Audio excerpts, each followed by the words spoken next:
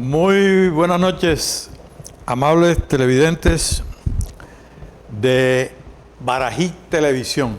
Este es su programa Hablando Claro, con la producción de don Alirio Restrepo. Les presentamos nuestro saludo y el agradecimiento por dejándonos entrar a sus hogares en esta noche del 15 de febrero de 2024 con nuestro coequipier Raúl Antonio Aldana. Muy buenas noches, doctor Guido. Hoy tenemos un invitado muy especial que nos va a hablar sobre la reforma de la justicia y, si es posible, pues también otros temas del orden nacional o mundial. El doctor Germán Bula Escobar es ministro de Estado, es candidato a la vicepresidencia de la República, es director del INCORA, en fin, ha ocupado una serie de cargos y sobre todo es presidente del Consejo de Estado. Es nuestro insigne invitado esta noche del 15 de febrero, jueves 15 de febrero. Muy bienvenidos nuestros amigos, un cordial saludo a Penchi Bula, que ya está en sintonía, y a todas las personas que se vayan conectando, pues les agradecemos que puedan hacer cualquier pregunta, que nosotros estamos prestos con nuestro invitado de honor, el doctor Germán Bula Escobar, es presidente del Consejo de Estado. Bueno, don Alirio, listo. Invitamos al doctor Germán Bula Escobar. Bienvenido, doctor Germán Bula. Buenas tardes. Nos place saludarlo. Igualmente, muchas gracias a Guido y Antonio por la invitación y al productor Alirio. Bueno, doctor Bula, se está conversando mucho en el país, se está debatiendo, hay foros sobre la reforma de la justicia. ¿Qué le puede usted hablar a la audiencia de Barají Televisión sobre esta reforma de la justicia? ¿Qué contenidos tiene? ¿Cuáles son los puntos más álgidos? Las propuestas que han sobresalido en la mesa. Bueno, lo primero es señalar que, digamos, el verbo reformar debe ser tomado de una manera académicamente sólida, en el sentido de no tenerle temor. Las reformas son necesarias para la viabilidad de cualquier sistema. ¿Qué es lo que hace un sistema viable? Un sistema, para ser viable, tiene que ser adaptativo, tiene que adaptarse a las circunstancias del entorno que van cambiando. De manera que reformar la justicia es un asunto como reformar las reformas políticas, las reformas en materia de educación, etc. Es un asunto, digamos, connatural a la viabilidad de los sistemas. Sería lo primero. La segunda cuestión es, en ocasiones, por mora en hacer las reformas que exigen los tiempos, se acumulan problemas. Y es entonces cuando se habla, digamos, de la, con mayúscula, reforma. Y eso es lo que está pasando hoy. Se habla de la reforma de la justicia, precisamente porque llevamos décadas, yo diría un par de décadas, en las últimas discusiones de reforma a la justicia, que en lo fundamental han sido fallidas. De manera que hay un acumulado que fuerza a que haya un esfuerzo especial, no el esfuerzo, digamos, cotidiano de adaptación, sino un esfuerzo especial que hay que hacer en el caso colombiano es exactamente como, digamos, en un ejemplo muy nuestro de las sabanas, es como cuando se deja perder un potrero, pues entonces hay que hacer un esfuerzo especial, no es la limpia normal de cada año, sino un esfuerzo especial. Dicho lo anterior, entonces pasaríamos a un tercer punto. ¿Qué ha hecho el gobierno? El gobierno lo que ha anunciado y ha adelantado es la creación de una comisión de reforma a la justicia que deberá entregar sus trabajos en unos 6 meses, que está compuesta por juristas, funcionarios, uno que otro magistrado, tal vez 5, jueces, algunos expertos, algunos líderes políticos, columnistas, etc. Y no se puede decir que haya entregado, digamos, una hoja de ruta o una perspectiva a esa comisión. En cierto modo, la comisión tiene una hoja en blanco frente a sí, pero de las pocas cosas que se le han oído al presidente y al ministro Osuna, hay una muy importante del presidente que dice: en esta reforma no se trata de alterar el poder del Poder Judicial, con lo que quiere decir, en materia de equilibrio de poderes no nos vamos a meter, ¿verdad? Y eso es muy interesante porque en otras intentonas de reforma sí ha habido ese componente. Entonces esperemos pues que esta comisión no se enrede con temas que afecten el equilibrio de poderes, porque eso sería una pésima noticia para la gente. Eso solo le interesa a los que están en los juegos de poder, pero no le interesa a la gente que espera pronta y cumplida justicia. Sí, adelante, por favor. Doctor Germán, mi saludo cordial primero. A mi parecer, nosotros con esta justicia híbrida que tenemos, sobre todo en la parte penal, es lógico que cuando aprobaron eso no iba a funcionar como era debido. Ahora la comisión que fue creada, tengo entendido que tiene como 34 miembros, lo cual también me parece como demasiado extenso ese grupo tan disímil que se está presentando ahí. ¿Cuál es su opinión con respecto a ese punto?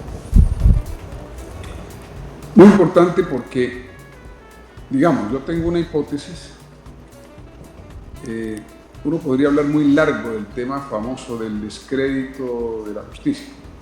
Para poner un simple ejemplo, Guido, en los años 90, cuando estaban Hernando Yepes y otros importantes colegas en el Consejo Superior de la Judicatura, se hacían encuestas de satisfacción con la justicia. Lo interesante de esas encuestas es que se dividían en dos.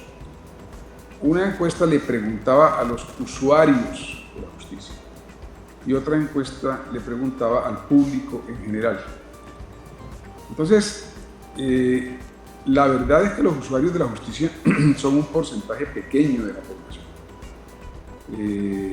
Yo he hecho la prueba con muchas personas, por ejemplo, en un restaurante, llamo a los meseros y les digo: ¿usted tiene algún tema judicial? No. O sea, la gente, y hay gente que tiene temas judiciales.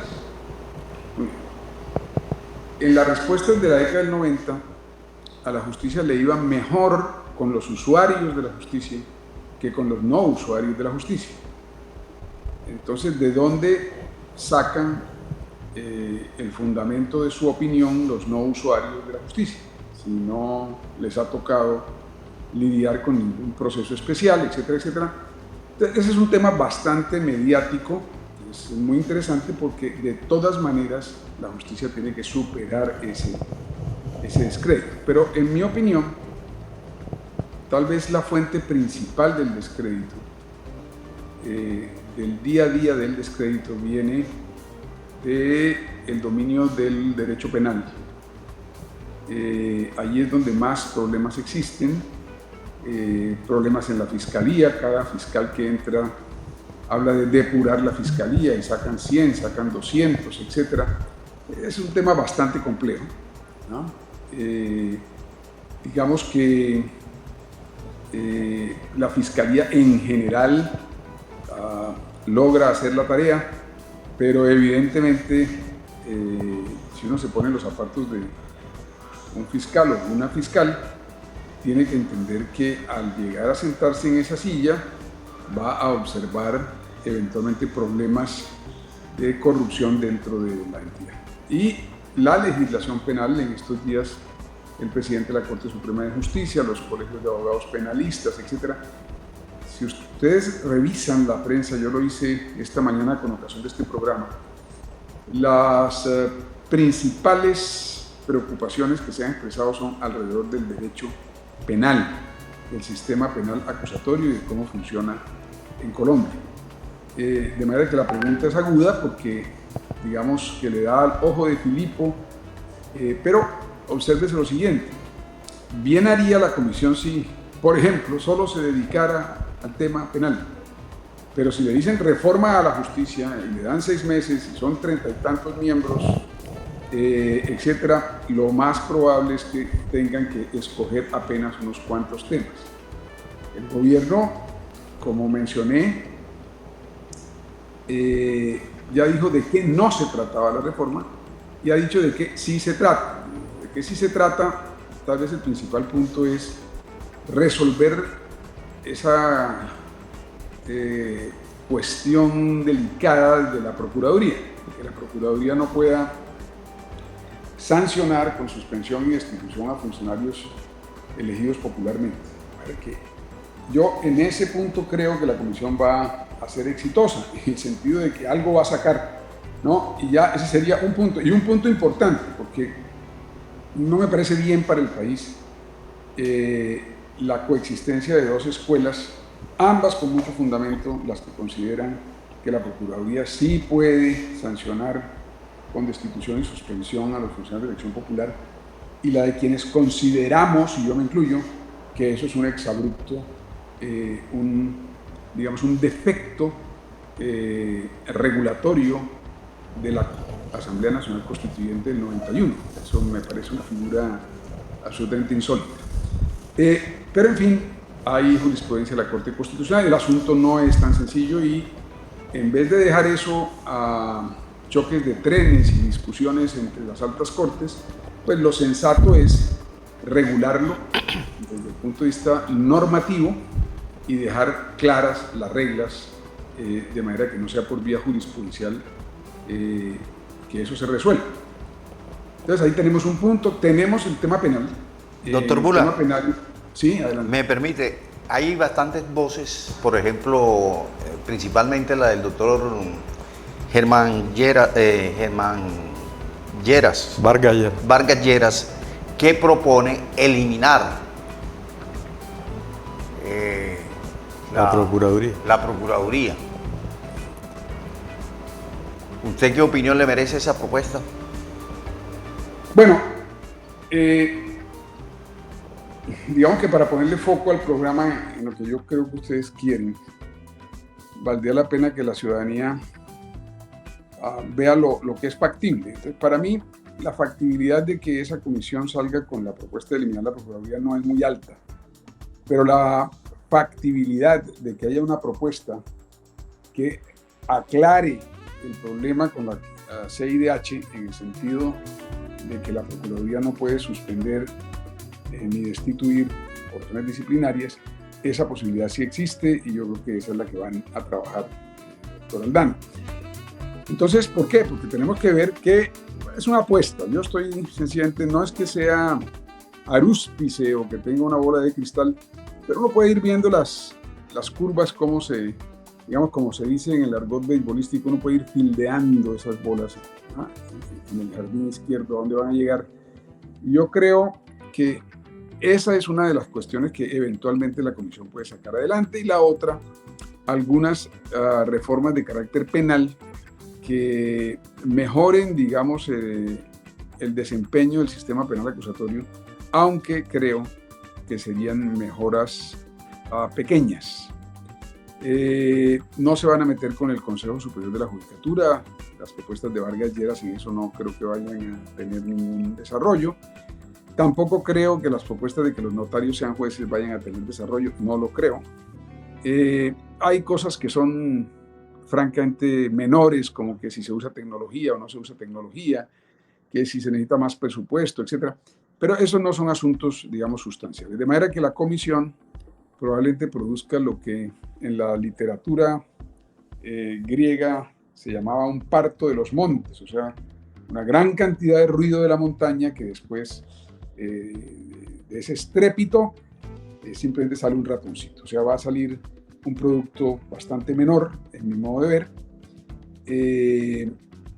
Eso es lo que creo. Yo le propuse a los gobiernos, como consejero de Estado, a los gobiernos de Santos, Duque y al propio ministro Osuna, en el caso de Santos y Duque, a ellos directa y personalmente. En el caso del gobierno actual, al ministro Osuna en un foro hace un año aproximadamente. Lo que es mi propuesta, doctor Aldana, que es no una comisión para la reforma de la justicia, sino una misión justicia. Una misión justicia, como lo fue la misión Kemmerer, la misión Chenery, las misiones que en el país se han hecho y que han dado unos resultados excelentes. Pero eso es otra cosa, eso no es un tema de 6 meses y de 30 y pico de personas escogidas con criterios X o Y.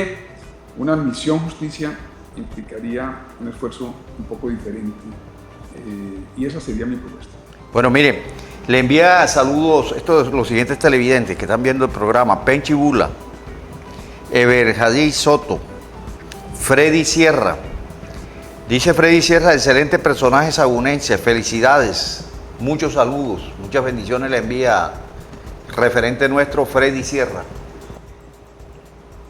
Muchas gracias a nuestro rey vallenato, ¿sí?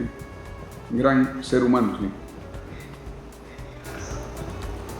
Bueno, doctor Guido, sí. Tenían más preguntas específicas, pero por ahora, digamos, haciendo un resumen de lo dicho hasta ahora, la justicia necesita, como cualquier sistema, reformas. La justicia tiene reformas represadas. Se puede mencionar la misión Bonivento, que fue mucho más cuajada que esta, y que en el año 10 entregó un informe al que no le han puesto atención y que tiene todavía hoy cosas importantes por rescatar. La tercera cuestión es decir que el gobierno forma esta comisión sin una hoja de ruta. Eso es bueno por un lado, es una hoja en blanco. Pero uno puede empezar a adivinar qué podría sacar esa comisión, y probablemente está por el lado de resolver el problema de la Procuraduría, está por mejorar un poco el sistema penal acusatorio, algunas cuestiones de tecnología, la creación de juzgados itinerantes o algún tipo de estructura judicial que permita atender a la ciudadanía en la periferia. No muchas cosas, lo que significa, volviendo a la metáfora del potrero, que se habría limpiado una parte del potrero, más bien no tan grande, y que allí quedaría pendiente con mayúscula, reforma a la justicia, que habrá que abordarla en algún momento, y creo, con esto concluyo este resumen de la primera parte, que para abordar una reforma a la justicia con toda la barba, se necesita una misión justicia y videm, es decir, con toda la barba. Bueno, le envía de saludo los perritos de Carlos, un negocio que hay acá, pues lo deben estar viendo. Doctor Bula, y ahí dentro de esas propuestas está incluida el cambio de elección del fiscal. Bueno, esa es una posibilidad, y una posibilidad muy interesante, porque digamos que el actual sistema no me parece que sea malo, que haya sido mal pensado por la constituyente, pero existen diseños alternativos, y uno que se ha pensado es invertir el asunto y digamos que sea la Corte Suprema la que haga la terna y el presidente quien decide. Existirían otras posibilidades. Lo cierto es que en este momento se podría decir que es razonable hacer la crítica del actual sistema. Entonces, esa es una posibilidad que yo no descartaría, entre otras cosas porque es sencilla, eso no tiene la profundidad de las reformas a la justicia que se plantean. Ahora, de hecho, hincarle el diente a eso sería un poco contrario al anunciado por el presidente Petro, en el sentido de que no se va a meter con el poder, porque eso sería también un escarceo de cómo juegan los balances de poder, pero no estaría mal, así no se cumpla con la palabra estricta del presidente, no estaría mal. Yo no vería mal si le meten con sabiduría el diente al tema. También, y es mi parecer, primordialmente, como hemos comentado, y usted también ha estado de acuerdo, la parte penal, que es la que siente más la ciudadanía, el ciudadano raso siente que no está funcionando, que el país está al garete en la parte sancionatoria de la delincuencia.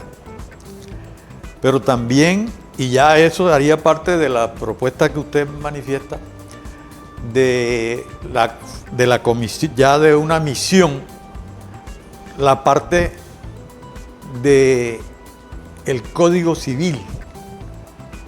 Nosotros todavía estamos con un Código Civil que tiene una vigencia de siglos. Y eso pueden crear 100 nuevos códigos procesales civiles o general del proceso como fue el último y todas las reformas que quieran, pero si no tocan la almendra del Código Civil general nuestro, no va a funcionar porque no se avanza. No es un avance, ¿no? Que estamos pegados en el tiempo. No sé qué opina el doctor Germán sobre eso. Roque Enrique Brun Pantoja, saludos. Diga, Muchas doctor. gracias. Muchas gracias. El asunto también es de prioridades, ¿no? Para mí eso no sería, digamos, una prioridad. No están allí los principales problemas que está soportando la gente en materia de, digamos, de demanda de justicia insatisfecha. Entonces yo no le daría prioridad a eso. Obviamente dentro del marco de una misión justicia, sí que cabrían incluso esos asuntos, digamos, de la dogmática del derecho civil. Pero en una misión de estas no, eso no cabe, eso no es razonable. Los códigos civiles en el mundo, digamos, y los códigos de inspiración napoleónica como el nuestro, no han cambiado mucho a través de los tiempos. Hay algunos cambios y se estudian en derecho comparado con los franceses, los alemanes, los españoles, los italianos, etc. Pero no está allí, doctor Guido, la principal fuente de los problemas. Ahí hay cuestiones, digamos, verdaderamente cruciales. Yo creo que voy a mencionar una que tiene que ver con lo anunciado por el gobierno, pero no estoy tan seguro de que van a poder meter el diente en eso, entre otras cosas, porque esos son asuntos que debía resolver el Consejo Superior de la Judicatura sin necesidad de ninguna comisión. Pero bueno, hay que aumentar el número de juzgados. Yo creo que eso no hay duda, porque en todas las mediciones internacionales el número de juzgados jueces por 100.000 habitantes en Colombia es, digamos, de la parte baja de la tabla. Pero también hay que mirar la justicia en conjunto. Es decir, si yo tengo un hospital en Sagún y ese hospital tiene una capacidad de atención X y un buen día hay una pandemia o hay una alta tasa de accidentalidad, yo no necesariamente tengo que crecer el hospital hasta alcanzar el tamaño de la pandemia o el tamaño de la accidentalidad. Una de las cosas que tengo que hacer es combatir la fuente de accidentalidad. Por ejemplo, con los llamados policías acostados, semáforos, mejor servicio de guardias de tránsito, mejores regulaciones de velocidad, etcétera, para que disminuya la accidentalidad. ¿no? O sea, la fuente del problema. Y si se trata de una endemia, digamos, tendría que mirar las fuentes de la endemia y verlo en términos de salud pública. De manera que no siempre o sea, el asunto no es simplemente ampliar el hospital, sino también disminuir la morbilidad y la accidentalidad que son las que demandan servicios hospitalarios. Entonces la justicia, por ejemplo, ¿cuánto pesan los derechos de petición inatendidos o mal atendidos por la administración pública? El peso es enorme. El peso es enorme. Y se congestionan juzgados por cuenta de tutelas porque no atendieron mi derecho de petición. Entonces ahí la principal solución vendría de la administración, o sea, se da en sede administrativa y tiene que ver con que adelantar programas que hagan que se atiendan esos derechos de petición y no sigan en la desatención que lleva al usuario a los estrados judiciales. Otra fuente enorme de problemas es, digamos, la simple provisión de una pastilla o de un pañal para adulto o algo así por el estilo. Entonces va la persona al sistema de salud, le dicen que no, en realidad de allí sale para el juzgado, mete la perdón, propone una tutela, gana la tutela, vuelve a la misma ventanilla a la que había estado hace 2 meses y allí entonces le dan solución al asunto, solo que ahora le dan la solución porque tiene una decisión de tutela en la mano. Eso carece de sentido.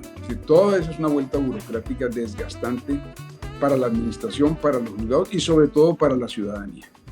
De manera que hay que mirar, en mi modo de ver, y eso no se está haciendo, no hay quien lo haga, y ahora explico por qué. Hay que mirar el tema de la justicia sistémicamente, como se mira el tema de la salud. Desde que la salud pública llegó a Colombia como un tema crucial, y en el caso de Córdoba recuerdo mucho a un médico de Moñitos, el doctor Pedro Barrios.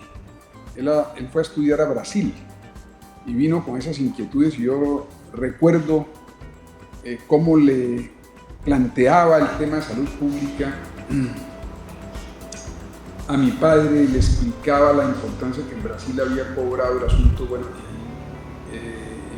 se impulsaron temas de salud pública en Colombia. Hoy ese no es un tema desconocido, tal vez hay que mejorar la atención a la salud pública, pero piense que en salud hay una visión sistémica. O sea, yo necesito salud pública y no solamente hospitales que atiendan lo que la mala salud pública hace que llegue al hospital. En justicia no hay eso. Y el origen de eso es un poquito más complejo. Tiene que ver con la Constitución del 91. En la Constitución del 91, la rama judicial adquirió autonomía. Dejó de depender del Ministerio de Justicia y se creó el Consejo Superior de la Judicatura. Pero el Consejo Superior de la Judicatura tiene algunos problemas de diseño organizacional. Ahí hay propuestas del doctor Vargas Lleras, digamos que yo no comparto desde el punto de vista de las soluciones, pero sí comparto el diagnóstico. Se sabe que el Consejo Superior de la Judicatura tiene problemas de diseño organizacional porque es una junta directiva permanente, es muy difícil administrar, ¿no? Para un colectivo, ¿no? Que tiene que tomar todas las decisiones en colectivo, etc. Y lo que hay es una mezcla que dejó la Constituyente, un error de la Constituyente clarísimo. La Constituyente dejó una mezcla entre gobierno, administración y disciplina. Con el tiempo, en el año 2015, se logró sacar la disciplina a un lado. Yo estaba metido todo ahí como en un revoltijo inadecuado. Y hoy en día existe la Comisión Nacional de Disciplina Judicial, afortunadamente separada de los temas de administración y gobierno. Pero es que administración y gobierno también tienen que ser diferenciados, porque no son lo mismo. Son dos asuntos diferenciables netamente y digamos que eso es algo a lo que hay que hincarle el diente, y esta Comisión de Justicia no lo va a hacer. Ahí nos quedarán otros pendientes. Doctor Bula, le envía un cordial saludo Marta Ligia Montes. Dice que es un placer saludarlo, de estarlo escuchando, que usted es un hombre con una de las mejores oratorias de este país, de los más preparados. Joche Bula Díaz también le está enviando un cordial saludo. Doctor Germán, usted mencionó al doctor Pedro Barrios. Yo tuve El honor de conocerlo. el honor de conocerlo y de tratarlo mucho cuando fui juez en San Bernardo del Viento. Eran dos personajes disímiles, pero con una visión amplia de la medicina social. El doctor Pedro Barrios en Moñito y el doctor Luciano Lepesquier en San Bernardo. Así es. El doctor Lepesquier era como una especie, era como una llave hípica, ¿no? Que pujaban desde nuestra zona costanera. Vaya una paradoja, porque no era en Montería donde se daban, digamos, los principales líderes del tema de salud pública, sino ellos dos en nuestra zona costanera. Y recuérdese también, mi querido doctor Guido, que en el tema de salud pública estaba también Héctor Abad, ¿no? En el caso de Medellín, obviamente mucho más reconocido por la obra y la película que de Abad Faciolince. Héctor Abad Gómez. Pero estos héroes nuestros son héroes anónimos que hay que rescatar. Como decirle, perdón el paréntesis, que el pionero, yo quiero decirlo en este noticiero hoy, podríamos hablar de eso otro día, el pionero de la salud mental en Colombia fue el doctor José Luis Calumnia Llorente. Pero bueno, eso lo explicaría en otra ocasión, pero quiero dejarlo dicho, no quiero irme con eso al otro lado de la raya. Él fue el pionero de eso, yo tengo, digamos, la evidencia para sostenerlo. Pero vuelvo al tema. Y de hecho el tema de salud mental es un tema de salud pública. Entonces, ¿existe el equivalente a salud pública en la justicia? No. Nadie está velando. Es decir, si yo le pregunto ahora, como ustedes recuerdan que en una época en televisión salía, ¿sabe usted dónde están sus hijos en estos momentos? Se decía con una voz grave, ¿no? Que le anunciaba a uno, ojo, que no está. Si yo dijera ahora, ¿sabe usted quién está velando por la justicia en estos momentos? O sea, a esta hora de la noche, 7:30 de la noche en Colombia, yo les voy a responder. Está velando por la justicia el ministro con su comisión, un poquito. El Consejo Superior de la Judicatura, otro poquito. Excelencia en la Justicia, otro poquito. De Justicia, otro poquito. ¿Sí? Y de ahí en adelante es tan poquito que ni siquiera vale la pena mencionarlo. No hay luz en la poterna ni hay guardián en la heredad. ¿Por qué? Porque antes del 91 el asunto le correspondía al Ministerio de Justicia, que lo hacía mal, ¿no? Pero había a quien interpelar. Uno tenía claro, y el doctor Guido se acuerda de eso, a quién había que interpelar, a quién había que denunciar por las fallas en todo sentido del famoso fondo rotatorio, etcétera, etcétera, ¿no? Pero hoy en día el Ministerio de Justicia tiene que cambiar completamente de rol, y tiene que cambiar de rol porque si ya no está cumpliendo el de antes del 91, ¿cuál cumple ahora? Algunos dicen que se quedó limitado al tema carcelario, pero yo creo que sí puede cumplir un rol, y de hecho en 1997 el hijo de Alfonso Reyes Echandía, Alfonso Reyes Alvarado, hoy rector de la Universidad de Ibagué, en una comisión que hicimos para estudiar la justicia desde la Contraloría General de la República, ya había señalado eso, ¿no? O sea, hace 31 años se dijo en el informe de la Contraloría, el Ministerio de Justicia tiene que cambiar, porque si no cambia de rol, uno de los dos sobra, o el Consejo Superior de la Judicatura o el Ministerio de la Justicia, a menos que se cambie de rol. Me decía Yesid Reyes, hermano de quien les hablo, que es ingeniero, quien hizo el diagnóstico en el 97, cuando fue ministro me dijo, Germán, es que la cosa es muy complicada porque la justicia siempre dice que es autónoma y que el Ministerio de Justicia no debería meterse, pero cuando llegan los paros judiciales, el Consejo Superior y todos ustedes se echan a un lado y a quien le toca poner la cara es el ministro de Justicia. Entonces, ustedes se dan cuenta que no hay claridad en los roles del Ministerio de Justicia y el Consejo Superior de la Judicatura, y esa es una claridad que hay que hacer y no la va a hacer esta misión de justicia, esta comisión. Eso tiene que hacerlo una misión justicia porque tiene que ver con un rediseño estructural del Estado. Es una cosa bastante más seria, más delicada, más exigente. Repito, no hay luz en la poterna, no hay guardián en la heredad. Es decir, estos asuntos, la pregunta es, ¿por qué hay que hacer por qué se dejó, digamos, enmontar el potrero? Si se dejó enmontar el potrero es porque alguien, o porque no había nadie con la tarea de limpiarlo permanentemente, o porque quien tenía la tarea no la hizo. Entonces resulta que, digamos que ambas posibilidades existen en nuestro país. No está claro quién va a desmontar el potrero, ¿sí? Y a quienes en principio debería corresponderles, pues no lo hacen. De manera que estas reformas deberían ser permanentemente estudiadas por un organismo que exprese la autonomía de la rama judicial. Ese organismo hay que rediseñarlo para que pueda cumplir esa tarea bien cumplida y no nos coja cada 10 o 20 años un atraso monumental en las reformas que nos obligue a hacer misiones, comisiones, etc. Debería ser más fluido este tema.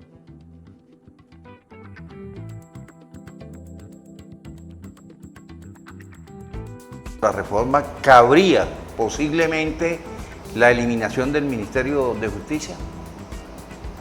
No, yo no, ya el Ministerio de Justicia no lo contempla. El cambio de roles. De cambio de roles. Cambio de roles, ya lo eliminó Uribe. Quizá buen diagnóstico, pero mala solución, pésima, lo eliminó, lo fusionó con el Ministerio del Interior. Y el Ministerio de Justicia, en ese Ministerio del Interior y la Justicia, era la cenicienta de ese ministerio, nadie le ponía atención, porque mientras la justicia es un asunto sereno, profundo, la política, que es lo del Ministerio del Interior, es como jugar ping-pong. Eso es lo que le interesa al ministro todos los días, tiene que atender incendios, etc. Entonces, la parte de justicia de ese ministerio doble del Interior y la Justicia quedó relegada a unas oficinas sin presupuesto y unos funcionarios a los que nadie les ponía atención. Usted que está Entonces, en Dinamarca. se volvió a restablecer, doctor Aldana, el Ministerio de la Justicia, pero no se ha reflexionado sobre el rol, ¿no? Y nosotros, digamos, los colegas que estudiamos esto con el doctor Reyes y otros, tenemos propuestas para cómo redimensionar el rol del Ministerio de Justicia, pero eso no lo va a tocar la comisión ni por asomo. Es decir, entre los 1000 puntos que podría tocar, este sería el punto número 1000, ¿no? Así que no hay ninguna posibilidad. Y tampoco va a tocar al Consejo Superior de la Judicatura, porque es que además yo prefiero que no lo toque. Si lo va a tocar con las propuestas de Vargas Lleras o propuestas a la carrera, que es lo que ha pasado siempre en estas reformas, son reformas hechas a la carrera. A mí me tocó durante 8 años lidiar con proyectos de reforma a la justicia en el Consejo de Estado y era triste ver el nivel de borrador en que llegaban los textos, ¿no? Estas cosas no se pueden llevar en borrador, uno no puede chambonear con el diseño de las instituciones del país, hay que pensar antes de proponer, y no, como dicen que pensamos los latinos, que los latinos pensamos después de y no antes de, hay que pensar antes, preparar las cosas bien preparadas, y esa sería la tarea de la misión justicia.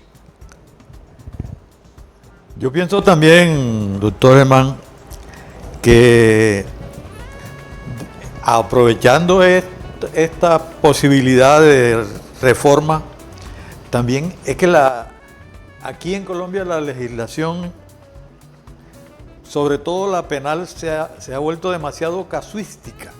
Aquí, cada vez que hay alguna tragedia, que hay algo, ¿verdad? Entonces vamos a crear a reformar un artículo del Código Penal o del Código de Procedimiento Penal para ese caso.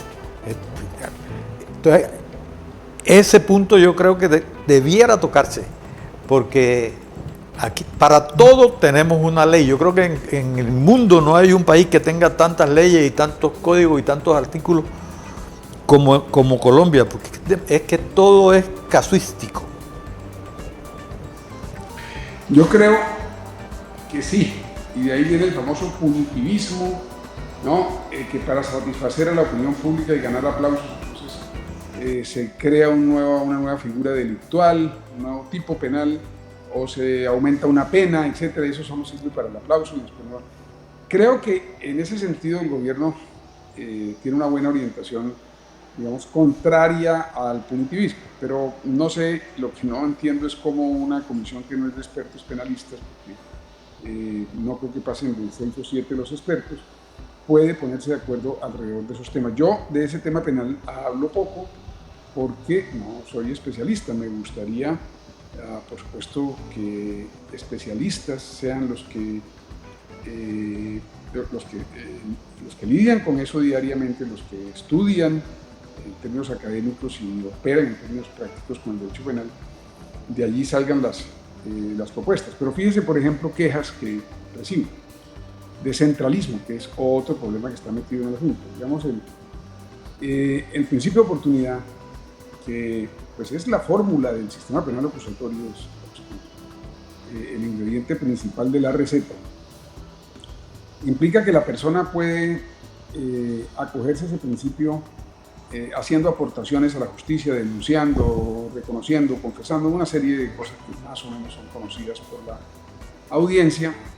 Quiero hacer un paréntesis, quiero aprovechar para devolver los saludos amables de la audiencia con todo respeto y con todo cariño. Cierro paréntesis. Entonces, como la audiencia conoce más o menos el tema del principio de oportunidad, que si Daisy Vázquez, que si habló Nule, que si no sé qué, que si esto, que si, bueno, etc. Pero resulta que el principio de oportunidad está capturado en el búnker de la Fiscalía. Es decir, no hay autonomía de las fiscalías regionales para manejar el principio de oportunidad. Entonces hay que construir confianza, hay que construir una institucionalidad que merezca confianza y que le permita, no sé, el otro día oía hablar de 4.000 casos de principios de oportunidad represados porque no hay decisiones del fiscal, bueno, de su equipo central. Eso es la muerte de ese sistema. Entonces solo se confía en las cosas que se hagan allá en el búnker de la Fiscalía. Hay que construir un sistema confiable que permita distribuir el tema del principio de oportunidad, que ayudaría a resolver muchísimos problemas. Digamos, si uno le apuesta a las bondades del sistema penal acusatorio. Ahora, dicen los penalistas que el sistema penal acusatorio colombiano es, como dice el doctor Guido, híbrido, es una hibridación que en vez de tener lo mejor de las dos especies hibridadas, termina sacando malas cosas de uno y malas cosas del otro. Entonces, esos asuntos hay que resolverlos, doctor Guido, como usted muy agudamente lo previó en una pregunta de hace más de 20 minutos. Reitero que haría bien la comisión si lo hiciera, pero haría aún mejor si, reconociendo con humildad que no está hecha para eso, digamos, conformara un proyecto especial de reforma a los códigos penal y de procedimiento que nos entregue una sola ley que corrija los defectos que ya se han visto por los penalistas durante todo este tiempo.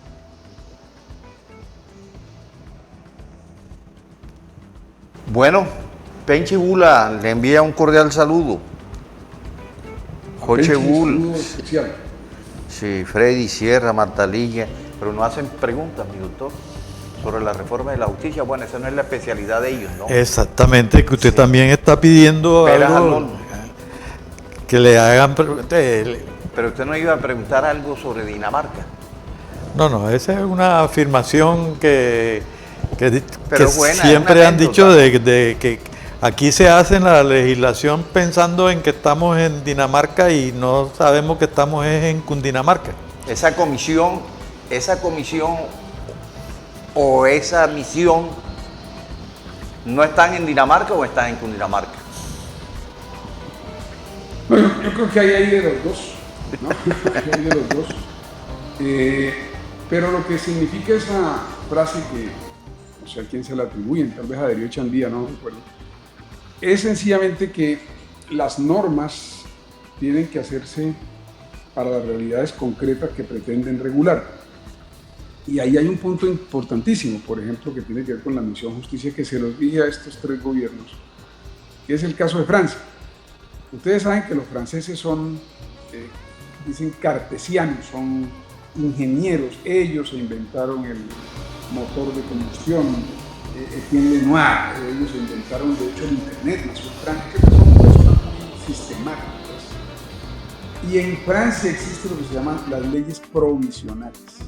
Hay un tipo de ley que, a pesar de ser hiperestudiada en las propuestas de legislación que llegan al Congreso, de hecho no llega una propuesta de ley al Congreso que haya pasado por el aseguramiento de calidad del Consejo de Estado francés. Pero aún así hay unas leyes provisionales. ¿Qué significa? Que dice, esta ley en principio debería funcionar, pero vamos a hacerla provisional para poder estudiar sus efectos y ver si la dejamos o la reformamos en el camino o la retiramos, ¿no? Es decir, la actitud de respeto por la calidad legislativa hace falta en Colombia.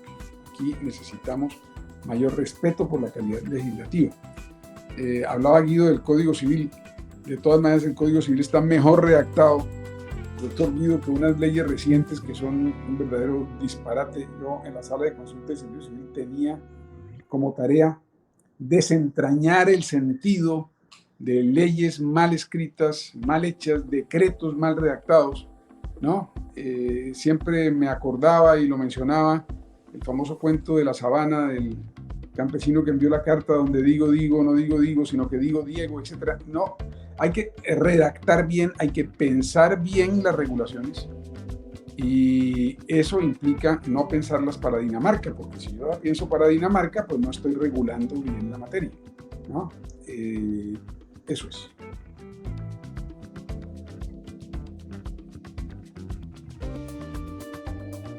Muchas gracias. Gracias.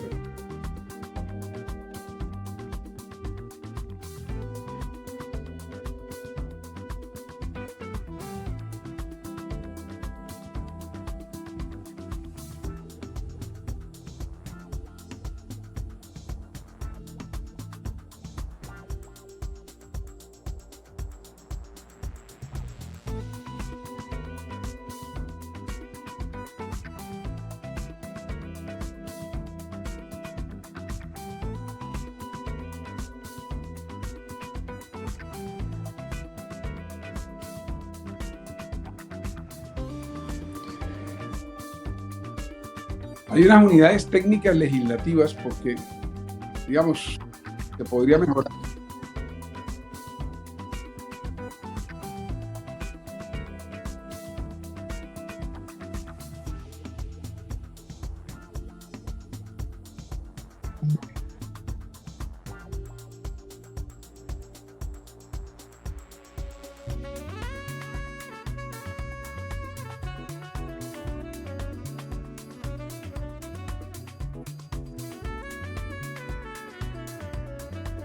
Sí, se necesitaría que esa fuera la conducta general.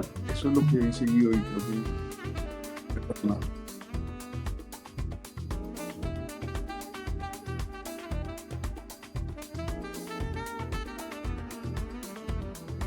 Muy bien.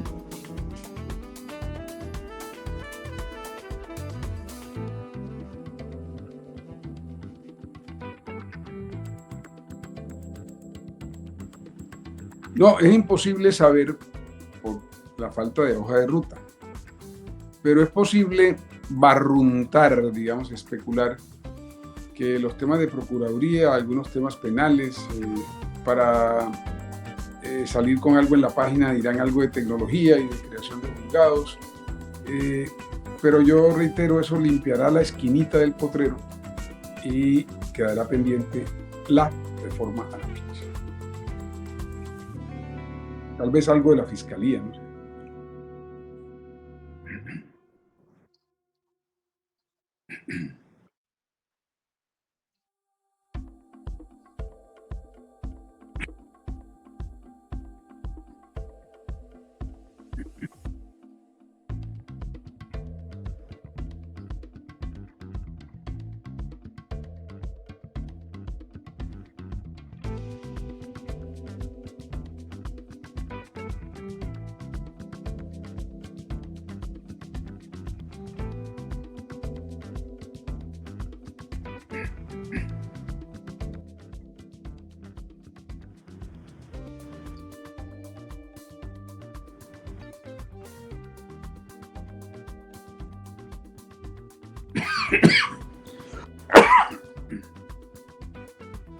de internet y todo eso con una garantía, ¿verdad? Pero le construyeron un ascensor para un edificio de 2 pisos. De 2 pisos. Entonces, así como hacen esa planeación en los edificios, así también manejan la parte de la repartición de las funciones de los juzgados. Aquí Sagún tiene un juzgado de circuito civil que era promiscuo porque tenía función laboral. Entonces, crearon un juzgado laboral. ¿Eso qué? Le quitó las funciones laborales al juzgado de circuito. Descongestiona, ¿no? Descongestiona esa parte. Pero quedó... Sagún no tiene la cantidad de procesos laborales para tener un juzgado especializado. Entonces está de más. Entonces, no está de más. Pero podían haber creado otro juzgado con las mismas funciones del primero. Civil o con funciones laborales. Civil laboral. Oiga, doctor Bula, ve, aquí Penchi Bula hace una pregunta bastante interesante, que si la reforma a la justicia puede ir también encaminada a cercenar las funciones de la Procuraduría. Sí, pero no hace, yo no utilizaría la palabra. Quitarle facultades. Bueno, lo que tienen que hacer y lo que creo que van a hacer, y no estaría mal que se haga, es dejar claro en la norma y no dejárselo a la jurisprudencia, no dejárselo simplemente a la interpretación de los jueces. ¿Cómo es el asunto frente a la CIDH en relación con los funcionarios de elección popular? ¿Verdad? Es decir, estamos partiendo de la base de que el funcionario de elección popular no puede estar exento de disciplina, pero estamos también partiendo de la base de que desde el fallo de Leopoldo López en Venezuela, yo quisiera recordarlo, Leopoldo López, opositor a Chávez, tenía muy buena opinión y quería presentarse a las elecciones presidenciales, y sencillamente un organismo administrativo en Venezuela lo inhabilitó, como están haciendo ahora con Corina Machado. Entonces, la pregunta es si tiene sentido que la administración pueda, digamos, inhabilitar derechos fundamentales como el derecho a elegir y ser elegido. Ese asunto tiene que resolverse de manera más cabal que lo que se intentó en el último acto legislativo, que fue darle una especie de facultad jurisdiccional a la Procuraduría con control previo del Consejo de Estado. Se armó una figura para tratar de salvarle esa competencia a la Procuraduría. Yo creo que eso no vale la pena, yo creo que hay que ir por el camino derecho, ¿no? Estableciendo con claridad cómo se juzga la disciplina de los funcionarios elegidos popularmente, de manera que se respete el principio democrático, se respete el derecho a elegir y ser elegido, y se tenga un mecanismo que permita cumplir con el disciplinamiento también de los elegidos popularmente. Y creo que esa es una de las cosas que pueden llegar a hacer, y si Dios nos ampara, pueden incluso hacerlo bien. Una pregunta bastante puntual, porque me están insistiendo por aquí, es si usted está de acuerdo con el cambio de origen de la elección del fiscal. Digamos que a mí no me desagrada, no tengo ningún problema con la... Tal cual como está concebido. Como está hoy, está bien. Debería poder funcionar. Pero si yo invierto quién terna y quién elige, eso no estaría nada mal. Digamos, si concursan 100 personas en la Corte Suprema de Justicia y la Corte luego de un proceso de selección rigurosa como la que hace para elegir sus propios magistrados por población, le entrega al presidente 3 nombres y el presidente escoge uno de los nombres o lo escoge el Congreso, qué sé yo, pero probablemente la escogencia de los 3 sea un asunto que pudiera ser la Corte Electoral. Eso es algo que hace con frecuencia, con relativa facilidad de idoneidad y, digamos, donosura, ¿no? Y pues al presidente simplemente le tocaría escoger uno de los 3 y listo. Pero no quisiera quedarme en eso porque probablemente sentado en una mesa dialogando con otras personas, estudiando y dándole vueltas al prisma, puedan aparecer mejores fórmulas. No es que yo tenga una fórmula, pero digamos, la pregunta la reconduzco así. Si yo creería que ese tema va a ser objeto de la comisión, y yo diría que tal vez sí. Bueno. Doctor Germán, usted ha mencionado varias veces la CDIH. ¿Cuál es su opinión sobre la intervención ahora para la elección de fiscal por parte de la Corte, de la Comisión Interamericana de Derechos Humanos y de la OEA y de la ONU, tratando de direccionar ese nombramiento? No, a mí no me gusta, eso me parece sencillamente gestiones diplomáticas muy exitosas de los embajadores en ambas instituciones multilaterales, pero eso no tiene ningún, digamos, sentido, porque ustedes se dan cuenta que son declaraciones babosas, ¿no? Apremiamos a que la Corte designe fiscal en el menor tiempo posible y le decimos al Ejecutivo que no presione, ¿no? No está diciendo nada, esos son, digamos, pigmentos en la imaginación y artilugios políticos. Ahora, si yo escargo detrás, claro, la importante discusión es si es que la gente no sabe cómo son las Cortes. Las Cortes, o sea, imagínense ustedes por un momento que están sentados con 20 personas más en la Corte Suprema, en una sala. No, hay unas votaciones y hay que... Este no es un cuerpo que se reúne en un café alrededor de una mesa y dice hagamos esto o hagamos lo otro, no, sencillamente. Y así fue siempre en el Consejo de Estado y había mucho imaginario afuera. Yo recuerdo, recién entrado, era muy interesante ver que elegíamos por cooptación a Juan Pérez, magistrado de la sección penal. Y al otro día oíamos periodistas diciendo que había ganado el procurador, el contralor, el fiscal, no sé qué parlamentario. Nosotros no teníamos ni idea de qué estaban hablando, ¿no? Porque sencillamente eso no era verdad.